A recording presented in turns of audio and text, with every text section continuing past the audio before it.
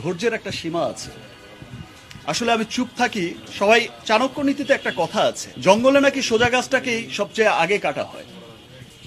আর আগে কথা বলা হতো যে বোবার কোনো শত্রু নই, এখন দেখা যায় বোবারই হচ্ছে সবচাইতে বেশি শত্রু, বিকজ বোবা কথা বলতে পারে না। এই যে আমার পার্সোনাল লাইফের বিষয়টা, বুবলি বিষয়টা যেটা বললেন আপনি, আমার পার্সোনাল লাইফের এই বিষয়টা উঠে আসার পরই বা জানার পরেই কিন্তু একটা মহল আমার পেছনে লেগেছিল। তারা কিন্তু আর অন্য কোনো কিছু, তারা অনেক কিছু সাজাতে চেয়েছিল, কিন্তু কিছুই কিন্তু পারেনি। তারা ভেবেছিল সাকিব অধ্যায় এখানেই শেষ করছি, তা কিন্তু আর হলো না। তারপর হলো গিয়ে যে ওই সময়ের সুযোগটা নিয়েই কিন্তু তারা হচ্ছে আবার এই প্রতারককে খুঁজে বের করেছে, এইরকম একটা প্রতারকের আবার একটা নাটক সাজি। সো আমি দেখা যায়, দেখেন আমি কখনোই খুব একটা মিডিয়ার সামনে আসি না, খুব একটা সোশ্যাল মিডিয়ায়ও থাকি না।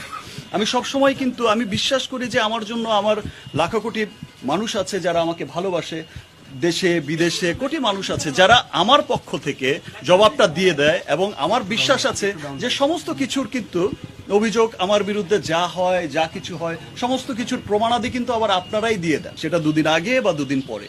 সেজন্য আমি কিন্তু কখনোই খুব একটা প্রতিবাদও করি না, খুব একটা কাছেও আসি না।